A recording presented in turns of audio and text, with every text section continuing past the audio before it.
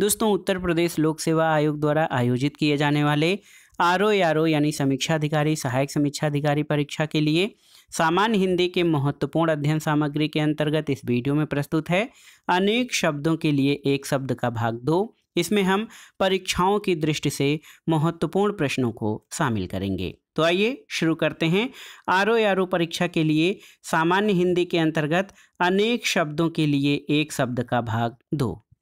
पहला है दोस्तों, जिसे बाहरी जगत का ज्ञान न हो उसके लिए एक शब्द क्या है? तो उत्तर है कूप मंडूक, यानी जिसे बाहरी जगत या बाह्य जगत का ज्ञान न हो। अगला है कि जिसका जन्म उच्च कुल में हुआ हो या जो अच्छे कुल में उत्पन्न हुआ हो उसके लिए एक शब्द कुलीन या अभिजात है। जो किए हुए उपकार को मानता हो तो आप जानते हैं कृतज्ञ। जो किए हुए उपकार को नहीं मानता है तो उसके लिए एक शब्द कृतज्ञ होता है। जिसका कार्य सिद्ध हो चुका हो कृतकार्य, और कार्य संपन्न होने पर जो अत्यंत प्रसन्न हो उसे कृतकृत्य कहा जाता है। जो सब शास्त्र पढ़ चुका हो उसके लिए एक शब्द कृतागम है। और दोस्तों, जो योग्य करने योग्य व न करने योग्य कर्म तो कृत्याकृत्य इसके लिए एक शब्द होता है। कांटों से भरा हुआ तो कंटकाकीर्ण, और जिसके सिर पर बाल न उगे उसके लिए एक शब्द होता है खलवाट। याद रखिएगा, जिसके सिर पर बाल न उगे उसके लिए एक शब्द खलवाट है। जिसके घर बार न हो खानाबदोश या बेघर बार। जो हमेशा खड्ग हाथ में लिए रहता हो उसके लिए एक शब्द है दोस्तों खड्गहस्त। याद रखिएगा, खड्गहस्त यानी जो हमेशा हाथ में खड्ग लिए रहता हो। जो खाने योग्य हो खाद्य, खेलने वाला खिलाड़ी, और जो नभ में चलता हो उसके लिए नभचर या खेचर शब्द एक शब्द है। गांडीव को धारण करने वाला गांडीवधारी। और अगला है दोस्तों, जो इंद्रियों के ज्ञान से परे हो उसके लिए इंद्रियातीत या गोतीय शब्द का प्रयोग होता है। गृह बसाकर रहने वाला गृहस्थ। हाथी के समान मंद गति से चलने वाली स्त्री को गजगामिनी कहा जाता है। गगन को चूमने वाला गगनचुंबी है। और गंगा का पुत्र इसके लिए एक शब्द गांगेय होता है। रात और संध्या के बीच की बेला इसको गोधूल बेला कहते हैं। और ग्राम में रहने वाला अथवा ग्राम से संबद्ध उसके लिए एक शब्द ग्रामीण है। वह काव्य ग्रंथ जिसमें गाने योग्य गीत हों इसके लिए एक शब्द गीति काव्य होता है। और एक वाक्यांश है कि वह रूपक जिसमें गद्य कम और पद्य अधिक हों उसे गीति रूपक कहते हैं। जिसके अंग प्रत्यंग गल गए हों गलितांग। पंजाबी भाषा की लिपि ये गुरुमुखी लिपि है। जो गाने योग्य हो उसके लिए एक शब्द होता है गेय। गुरु की हत्या करने वाला मनुष्य तो ये गुरुघ्न होता है। और दोस्तों, स्वयं गुरु बनकर दूसरों से अपनी पूजा कराना गुरुडम होता है। स्वयं गुरु बनकर दूसरों से अपनी पूजा कराना इसके लिए एक शब्द है गुरुडम। बादल के समान श्याम घनश्याम, और घास खोदकर जीवन निर्वाह करने वाला घसियारा होता है। जिसके सिर पर चंद्रकला हो या जिसके सिर पर चंद्रमा हो चंद्रचूड़ या चंद्रशेखर इसके लिए एक शब्द है। और जिस पर चिन्ह लगाया गया हो चिन्हित। जो चर्चा का विषय हो उसके लिए एक शब्द चर्चित है। और जिसकी 4 भुजाएं हो चतुर्भुज कहलाता है। करने की इच्छा तो ये चिकीर्षा होता है। और 4 राहों के मिलने का स्थान उसके लिए एक शब्द है चौराहा। अगला है दोस्तों, अगला वाक्यांश है कि जहाँ अनेक प्रकार के पशु पक्षी रखे जाते हैं उसके लिए एक शब्द है चिड़ियाघर या चिड़ियाखाना। 4 वेदों को जानने वाला चतुर्वेदी। जिसके 4 पद हैं उसके लिए एक शब्द चतुष्पद है। और जिसके हाथ में या जिसके पाड़ी में चक्र हो उसके लिए एक शब्द है चक्रपाणी। चक्र को धारण करने वाला चक्रधारी होता है। और गद्य पद्य मिश्रित काव्य उसके लिए एक शब्द है चंपू। जो दूसरों में केवल दोषों को ही खोजता हो उसके लिए एक शब्द छिद्रान्वेषी है। और जिसका जन्म जल में हुआ हो उसके लिए एक शब्द जलज या कमल का प्रयोग होता है। जो जन्म से ही अंधा है जन्मांध। और इंद्रियों को जीतने वाला जितेंद्रिय। जठर यानी पेट की अग्नि इसके लिए एक शब्द है जठराग्नि। और जान से मारने की इच्छा जिघांसा होता है। जीतने की इच्छा को जिगीर्षा कहते हैं। और जीतने की इच्छा को जिगीषा, और जानने की इच्छा को जिज्ञासा कहते हैं। तो जिज्ञासा यानी किसी चीज को जानने की इच्छा। किसी चीज को जानने की इच्छा रखने वाले के लिए एक शब्द जिज्ञासु होता है। अगला है दोस्तों, जो जल में चलने फिरने वाला हो उसके लिए एक शब्द जलचर है। जो जीना चाहता है उसके लिए एक शब्द जिजीविषु होता है। जो जरायु यानी गर्भ की थैली से जन्म लेता है उसके लिए एक शब्द जरायुज है। जो जानना चाहता है या जानने की इच्छा रखने वाला उसके लिए एक शब्द आप जानते हैं जिज्ञासु है। जो यान जल में चलता हो जलयान है। जिंदा रहने या जीने की इच्छा इसको जिजीविषा कहते हैं। जिसके पास अपार धन संपत्ति हो उसके लिए एक शब्द है टकैत। और वह साधना जिसके द्वारा तत्व ज्ञान प्राप्त होता है तत्वबोधिनी कहा जाता है। जिसका तेज नष्ट हो गया हो तेजोहत या श्रीहत। वेग पूर्वक गमन करने वाला इसके लिए एक शब्द तुरंग है। तुलना करने योग्य के लिए एक शब्द तुलनीय है। और तैरने की इच्छा को तितिर्षा कहते हैं। जो तर्क शास्त्र जानता हो उसके लिए एक शब्द तर्कशास्त्री है। वह पुत्र जो शास्त्र या विधि के द्वारा अपनाया गया हो उसको दत्तक पुत्र कहते हैं। जिसने अपने प्राण उत्सर्ग किए हों उसके लिए एक शब्द है दत्त प्राण। जिसे अभयदान या सहारा दिया गया हो तो उसके लिए एक शब्द दत्त हस्त होता है। याद रखिएगा, दत्त हस्त यानी जिसे अभयदान या सहारा दिया गया हो। जिसे पकड़ना कठिन हो उसके लिए एक शब्द दुर्धर है। और पहले या एक बार कही हुई बात फिर से कहना इसको द्विरुक्ति कहते हैं। जिसे कठिनाई से जाना जा सके दुर्गेय होता है। और जो देने योग्य है उसके लिए एक शब्द देय है। हिंदी की लिपि इसको देवनागरी कहते हैं। और दाव या जंगल की अग्नि को दावाग्नि कहा जाता है। जो कठिनाई से समझ में आता है या जो शीघ्र समझ में न आए उसके लिए एक शब्द दुर्बोध होता है।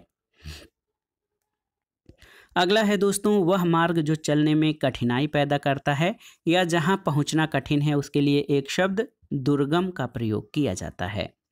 दोनों पक्षों की भाषा समझने वाला दुभाषिया होता है। और दीक्षा यानी शिक्षा की समाप्ति पर दिया जाने वाला उपदेश इसको दीक्षांत भाषण कहते हैं।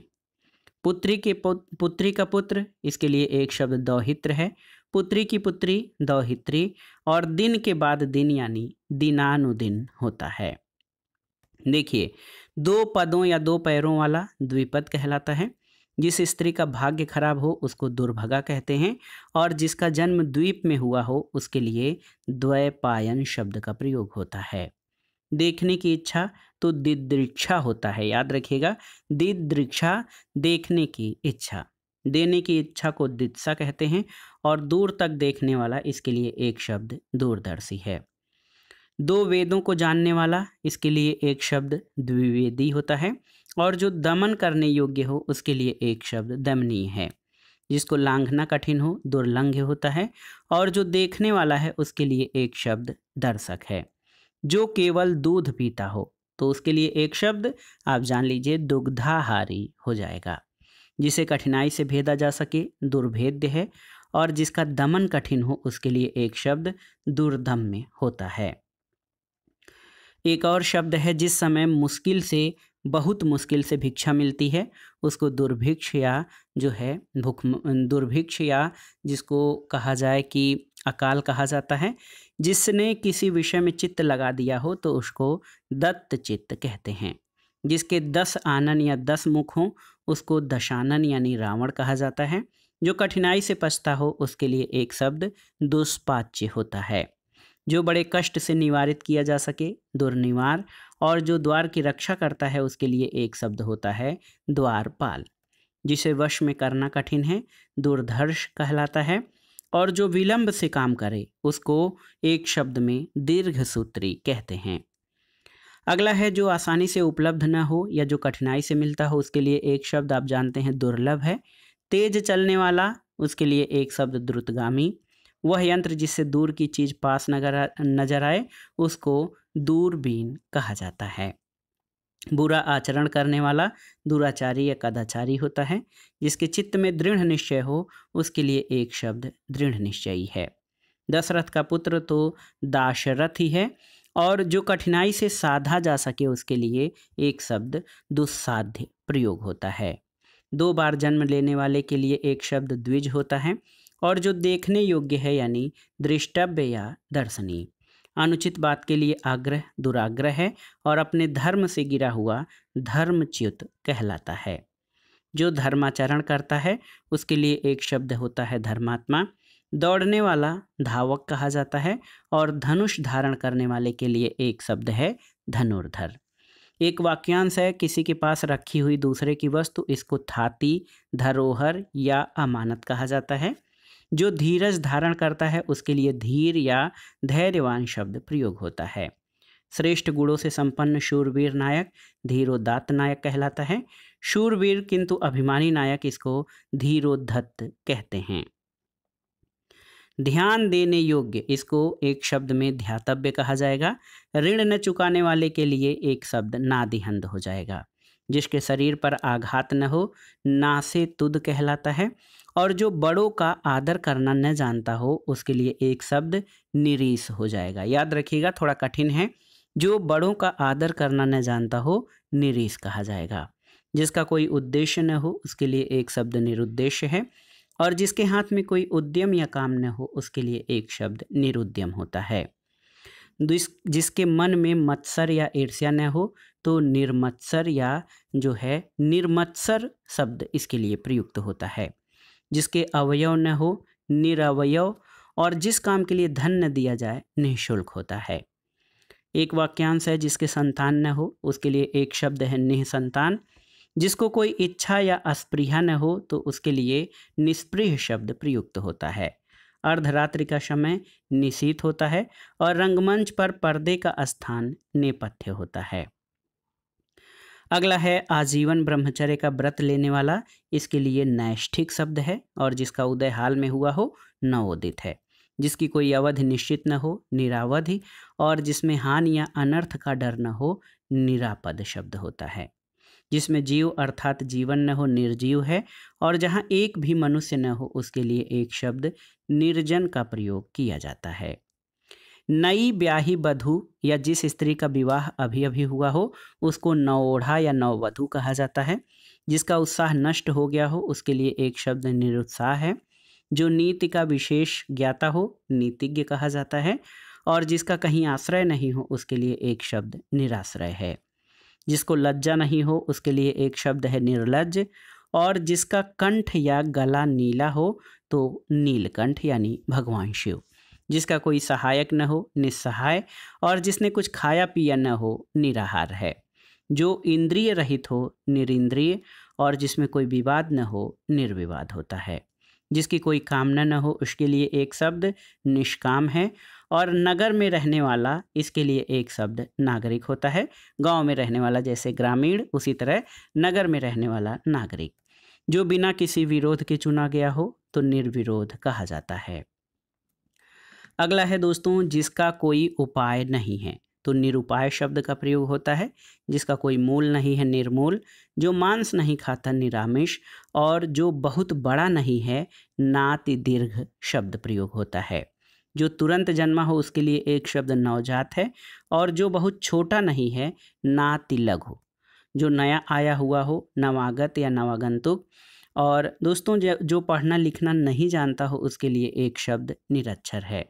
जो न्याय जानता है न्यायिक या न्यायविद होता है, और जो ईश्वर में विश्वास नहीं रखता नास्तिक है। नीली है आभा जिसकी, याद रखिए नीली है आभा जिसकी यानी नीलाभ शब्द का प्रयोग किया जाता है। नीली है आभा जिसकी। जिसका अर्थ न हो तो निरर्थक, और जो नृत्य करता हो उसके लिए एक शब्द नर्तक है। जो नष्ट होने वाला हो उसके लिए एक शब्द नश्वर होता है। जो आकाश में विचरण करता हो नभचर खेचर या खग कहलाता है। नदी से सींचा जाने वाला प्रदेश नदी मात्रिक होता है। निद्रा पर विजय पाने वाला निद्राजयी है, और जो तीनों गुणों यानी सत रज और तम से परे हो उसको निर्गुण या त्रिगुणातीत कहा जाता है। जिस स्थान पर अभिनेता अपना श्रृंगार करते हैं या पर्दे के पीछे का स्थान उसको नेपथ्य कहा जाता है। जिसके हृदय में दया नहीं है निर्दय। जिसके हृदय में ममता नहीं है निर्मम होता है। जिसमें तेज नहीं है उसके लिए एक शब्द है निस्तेज। जिसमें मल नहीं हो उसे निर्मल कहा जाता है। जिसमें पाप नहीं हो उसके लिए एक शब्द निष्पाप है, और पापों में डूबा हुआ पाप निमज्जित कहलाता है। जिसका बदला दिया जा चुका हो उसको प्रतिकृत कहा जाता है, और किसी को कोई काम करने के लिए उत्तेजित या विवश करना, इसके लिए एक शब्द है प्रतोद। मनुष्य की साधारण या प्रकृत रूप से मृत्यु, इसको प्रमीति कहा जाता है। याद रखिएगा, किसी भी मनुष्य की साधारण या प्राकृतिक रूप से मृत्यु को प्रमीति कहते हैं। जो प्रमाणित किया जाने योग्य है या जो मापा जा सके उसके लिए प्रमेय या परिमेय शब्द का प्रयोग किया जाता है, जो मापा जा सके। और किसी काम या बात के होने के संबंध में पहले से की जाने वाली आशा या अनुमान, उसको प्रवेक्षा कहा जाता है। पति को चुनने की इच्छा वाली कन्या, इसके लिए पतिंबरा है। उपाय या मार्ग बताने वाला तो पथ प्रदर्शक या मार्गदर्शक होता है। पर पुरुष से प्रेम करने वाली स्त्री के लिए एक शब्द पर किया है। और जो दूसरे का श्री सौभाग्य देखकर दुखी होता है, पर श्री कातर होता है। जो इतिहास के पहले का है, प्रागैतिहासिक। और जो स्त्री प्रिय बोलती है, इसके लिए एक शब्द प्रियंवदा होता है। जो किसी के बदले में बोलता या कुछ करता हो उसके लिए दोस्तों एक शब्द प्रतिनिधि यानी रिप्रेजेंटेटिव होता है। जो पीना चाहता है उसके लिए एक शब्द पिपासु है। जो पराये का या दूसरों का हित चाहता है उसके लिए एक शब्द परार्थी या परमार्थी होता है। जो उक्ति पुनः पुनः कही जाए पुनरुक्ति है। और जिसके बाहुएं लंबी हों प्रलंब बाहु या दीर्घ बाहु कहते हैं। दोस्तों, जिसकी भुजाएं या जिसकी बाहें घुटने तक लंबी हों उसको आजानु बाहु कहते हैं, और आजानुभुज भी कहा जाता है। जो पिंड से जन्म लेता है उसको लिए एक शब्द पिंडज है। जो पीने योग्य है पेय। पर्यटन करने वाले को पर्यटक कहा जाता है। विज्ञान के परीक्षणों के लिए प्रयुक्त सामग्री युक्त स्थान, इसके लिए प्रयोगशाला शब्द प्रयोग किया जाता है। और प्रजा द्वारा चलाया गया राज्य प्रजातंत्र कहलाता है। प्रकृष्ट बड़ा कॉलेज या विश्वविद्यालय, प्रकृष्ट अध्यापक को प्राध्यापक कहते हैं। और अगला है दोस्तों, जो पृथ्वी से संबद्ध हो उसके लिए एक शब्द पार्थिव है। विदेश में प्रवास करने या रहने वाला प्रवासी। पिता की हत्या करने वाले को पितृघाती या पितृहंता कहते हैं। पर्वत की पुत्री पार्वती हैं। वह स्त्री जिसका पति परदेश गया हो, प्रोषित पति का, याद रखिएगा, प्रोषित पति का यानी वह स्त्री जिसका पति परदेश गया हो। वह स्त्री जिसे पति ने त्याग दिया हो प्रत्यक्ता कहलाता है। और प्राण देने वाला या देने वाली प्राणद, प्राण देने वाले के लिए प्राणद और प्राण देने वाली प्राणदा कही जाती है। आँखों के सामने इसके लिए प्रत्यक्ष शब्द है, और आँखों से परे इसके लिए अप्रत्यक्ष या परोक्ष शब्द प्रयुक्त होता है। जिसमें प्रतिभा है इसके लिए एक शब्द होगा प्रतिभावान, और पूजा करने वाले के लिए एक शब्द पुजारी या पूजक हो जाएगा। देखिए, जो अभियोग का विरोध करता है उसके लिए प्रतिवादी, और जो अभियोग दायर करता है उसके लिए एक शब्द वादी है। जो लौट गया हो प्रत्यागत, और जो पूछने योग्य है प्रष्ट्रव्य कहा जाता है। जो कथन पुस्तक के आरंभ में लिखा जाता है प्राकथन या भूमिका है। और जो पांचाल देश की रहने वाली है पांचाली। जिसके पार देखा जा सके उसके लिए एक शब्द पारदर्शी है। वह ध्वनि जो कहीं से टकराकर आए प्रतिध्वनि। पिता और प्रपिताओं से संबंधित उसको पैतृक कहा जाता है। मार्ग में खाने के लिए भोजन को एक शब्द उसके लिए पाथेय है। और जो पहनने लायक है परिधेय है। पुरुष के मनुष्य के पुरुषार्थ द्वारा रचा गया यानी पौरुषेय। और जो गिरा हुआ है उसके लिए एक शब्द पतित है। जो पर्दा में रहे पर्दा नशीन कहा जाता है, जो पर्दा में रहे। और देखिए, जो दूसरों के अधीन है उसके लिए एक शब्द पराधीन है। जो प्रकृति से संबद्ध है उसके लिए प्राकृतिक या नैसर्गिक शब्द प्रयोग किया जाता है। शिष्य का शिष्य प्रशिष्य कहलाता है। दोपहर के पहले का समय पूर्वाह्न कहलाता है। दोपहर के बाद अपराह्न होता है। और बहुत दिन पहले ब्याही स्त्री को प्रौढ़ा कहते हैं। तो दोस्तों ये था आज का वीडियो। समीक्षा अधिकारी सहायक समीक्षा अधिकारी के लिए सामान्य हिंदी के अंतर्गत अनेक शब्दों के लिए एक शब्द का दूसरा भाग। इसमें हमने परीक्षाओं की दृष्टि से महत्वपूर्ण वाक्यांश और उनके लिए प्रयुक्त एक शब्द का अध्ययन किया, जो आगामी विभिन्न परीक्षाओं के सामान्य हिंदी खंड के लिए बहुत ही उपयोगी हैं। आप इन प्रश्नों को तैयार कर लीजिएगा। दोस्तों वीडियो आपको कैसा लगा हमें कमेंट बॉक्स में ज़रूर बताइएगा। वीडियो को लाइक करें, शेयर करें और इस चैनल